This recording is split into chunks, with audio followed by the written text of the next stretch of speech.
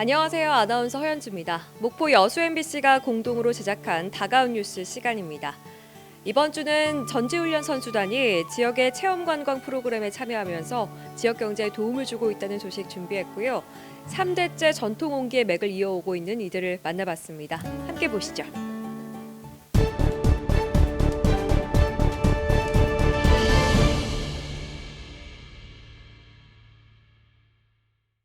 강진군 칠량면의 한 마을에서 3대째 전통 옹기를 만들고 있는 정영균 씨.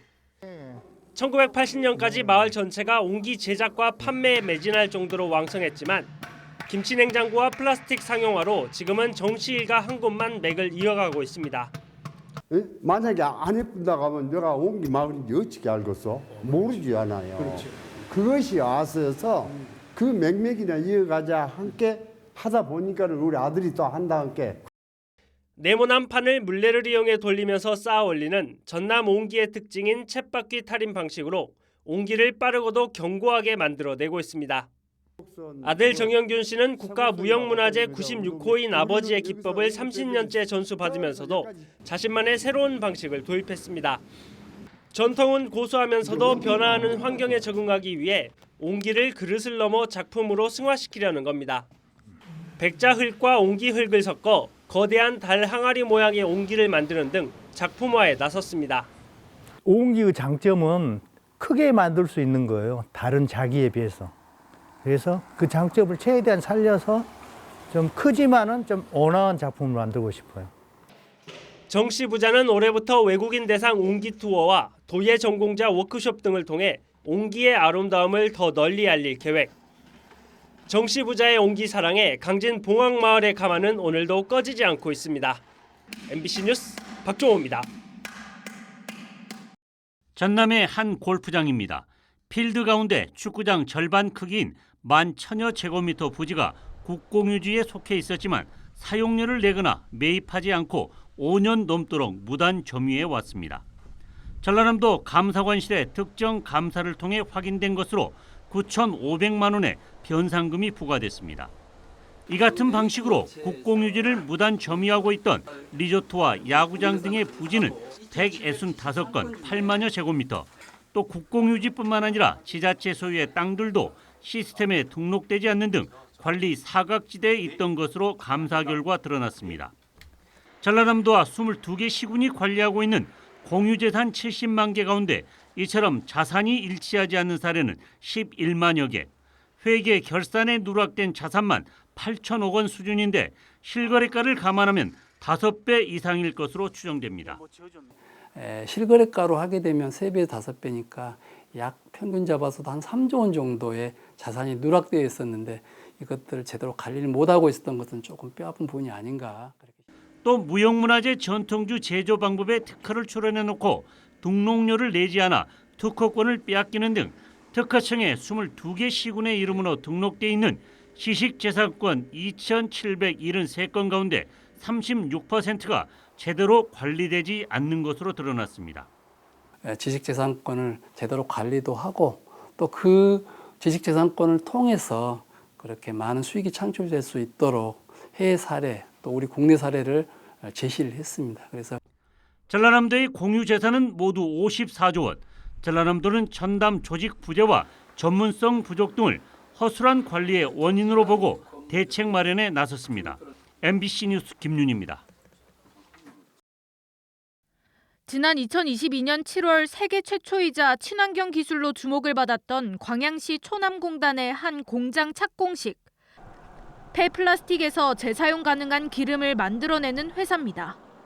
당시 폐플라스틱 처리의 모범 사례로 거론됐는데 1년 6개월이 지난 지금 문은 굳게 잠겨 있습니다. 현 대표이사인 김모 씨가 민형사 소송에 휘말렸기 때문입니다. 김 씨는 회사 설립 당시에는 이 회사의 감사였습니다. 김 씨는 2021년 5월 21일 임시 주주총회를 열고 주식 6만 주 6억 원을 발행했습니다. 7,500주는 본인에게, 나머지는 5명에게 배분했습니다. 하지만 당일 주주총회는 열리지 않았습니다.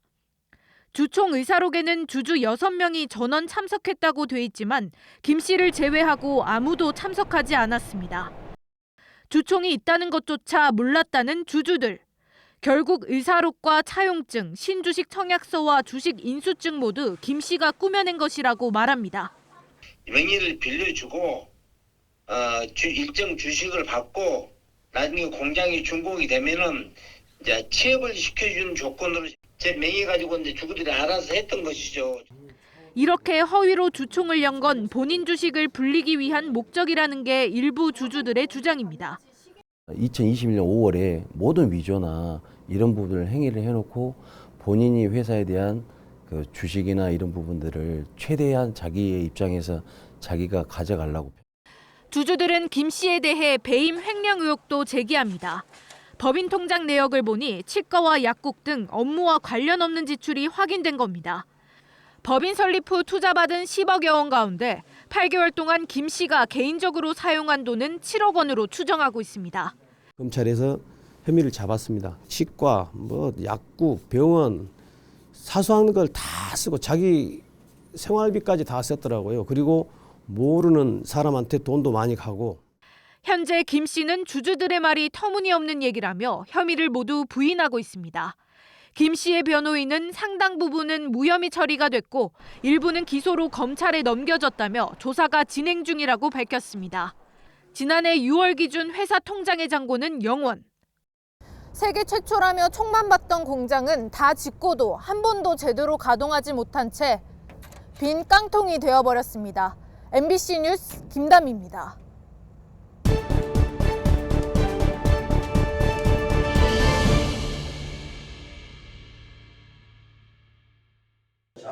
부영이 지은 임대아파트에서 반전세로 거주하고 있는 김기성 씨. 재계약 시기가 다가오자 부영 측에 전세 전환을 요청했습니다. 매달 내는 월세보다 전세 대출 이자가 더 저렴했기 때문인데 부영의 답변은 이해하기 어려웠다고 말합니다. 5월 보증금으로 바꿔주라니까 안 된다 이거라. 이 사람들이 임대차법에 7조 2항의 규정이 있다 그러더라고. 다른 입주민은 처음 계약할 당시에는 부영 측이 전세로 전환할 수 있다고 해놓고 이제와 말을 바꾼다며 분통을 터뜨렸습니다. 다시 재계약을 전세를 안 돼요. 법이 바뀌어서 안 된다나. 엉뚱한 소리를 해버리니까. 부영 측은 반전세에서 전세로 바꾸는 건 불가능하지만 월세로 전환은 가능하다는 입장입니다. 반전세에서 월세로 계약 조건을 변경할 경우 임차인이 매달 부영에 내야 하는 돈은 최대 2배 이상 늘어나게 됩니다. 입주자들은 부영이 서민의 보금자리를 볼모로 이자 장사에만 몰두하고 있다고 지적합니다. 부영 측은 주택임대차보호법상 전세 전환이 불가능하다고 주장하고 있지만 임대인과 임차인이 합의만 한다면 얼마든지 가능하다는 게 전문가의 해석입니다. 계약을 어떤 형태로 전환하는 것인가는 임대인과 임차인 간 협의에 따라서 얼마든지 달라질 수 있는 것인데 적용시킬 수 없는 규정을 가지고 와서 임차인들은 여수시에도 수차례 민원을 제기했지만 부영 측과 직접 해결하라는 대답만 돌아왔습니다. 민원인 입장만 다 받아들이라 할 수는 없는 입장입니다. 법적으로 불가능하다는 태도를 고집했던 부영 측은 취재가 시작되자 계약 변경을 긍정적으로 검토하겠다고 밝혔습니다. MBC 뉴스 최왕지입니다. 우여곡절 끝에 지난 2021년 7월 국회 문턱을 넘은 여순사건 특별법. 지역사회 기대 속 진상규명과 희생자 명예회복의 첫 발을 내디뎠습니다. 하지만 시행 2년을 맞은 현재까지 곳곳에서 우려와 질책이 쏟아지고 있습니다. 진상규명이 더디니 명예회복이 이뤄질 수 있는가? 전남 동부청사에서 열린 특별법 시행 2년 평가회 참석자의 공통된 목소리입니다. 중앙위에서 최종 판명하는 심사할 수 있는 인력들이나 예산들이나 이런 부분들이 빨리 확충이 되지 않다 보니까 계속 미뤄지고 있고요. 지난해 말까지 피해 신고는 7,460여 건에 그쳤고 현재 7% 수준인 560여 건만 최종 피해자 인정을 받은 상황입니다. 특히 보수 성향 인사 포함으로 논란인 진상조사 보고서 작성 기획단을 다시 구성해야 한다는 주장이 거셌습니다. 기획단 구성이 너무 편협한 인사들로 구성이 돼서 실제로 이 70년 전의 상처를 과연 치유할 수 있겠느냐, 객관적 보고서가 될 수 있겠느냐라는 문제가 있고 지역 정치권을 향해서도 행동에 나서달라는 요구가 이어졌습니다. 2년을 맞아 부족한 점을 돌아보고 유족과 지역 목소리를 모아 정부와 국회에 전달해달라는 겁니다. 다양한 계층들이 모여서 여러 의견들을 집약해서 앞으로 여순사건을 어떻게 더 진실에 가깝게끔 승화 발전시킬 것인가를 오늘 논의하고자. 여순사건 진상규명은 오는 10월 초 마무리되고 이후 반년이 지나면 조사보고서가 발간될 예정입니다. 여기에 보상 지원을 포함한 특별법 개정안의 국회 통과 등 과제가 쌓여 있는 만큼 속도감 있는 조사와 심사가 필요합니다. MBC 뉴스 유민호입니다. 실전과 같은 농구 경기가 열리고 있는 해남군 우슬 경기장. 정재훈 감독이 이끄는 한양대 농구부는 올해로 5년째 해남에서 겨울 전지 훈련을 갖고 있습니다. 대학팀이 해남에 겨울 캠프를 차리면서 중고교 팀들이 자연스럽게 합류해 전지 훈련 효과를 높이고 있습니다. 또 운동할 수 있는 그 체육관이나 여러 가지 시설을 또 잘 지원을 해주고 그래가지고 그 선수들이 아주 만족도 하고 있고 저 또한 만족하고 있어가지고 그래서 매년 이렇게 내려오고 있습니다. 올 겨울 해남군에 전지 훈련 캠프를 차린 선수단은 육상과 축구, 펜싱 등 140여 개 팀 3만여 명. 지금도 국가대표 후보 선수단 외에 축구, 농구, 야구 등 600여 명이 해남에 머물고 있습니다. 해남군의 동계훈련단이 몰리는 것은 스포츠 시설과 재활 시설이 한 곳에 집중돼 있기 때문입니다. 특히 재활 캠프는 전지 훈련 기간 전문 트레이너 5명이 상주하면서 수준 높은 재활 서비스를 제공하고 있습니다. 여기에 올해부터 스포츠와 관광을 결합한 스포투어가 시작되면서 선수단의 만족도 또한 높아지고 있습니다. 고구마빵 만들기 등 체험과 관광 프로그램에 선수들이 참여하면서 SNS를 통한 지역 홍보 효과도 높아지고 있습니다. 동선을 넓힘으로써 경제적 효과를 여러 사람이 받을 수 있도록 하기 위한 투어 상품 프로그램이라고 보시면 됩니다. 굴뚝 없는 청정산업으로 불리는 관광산업에 스포츠 마케팅이 더해지면서 관광 비수기인 겨울철 해남 지역 경제에도 훈풍이 불고 있습니다. MBC 뉴스 신광하입니다.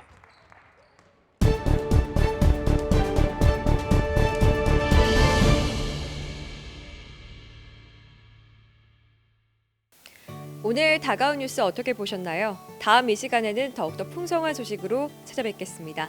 많은 관심 바랍니다. 고맙습니다.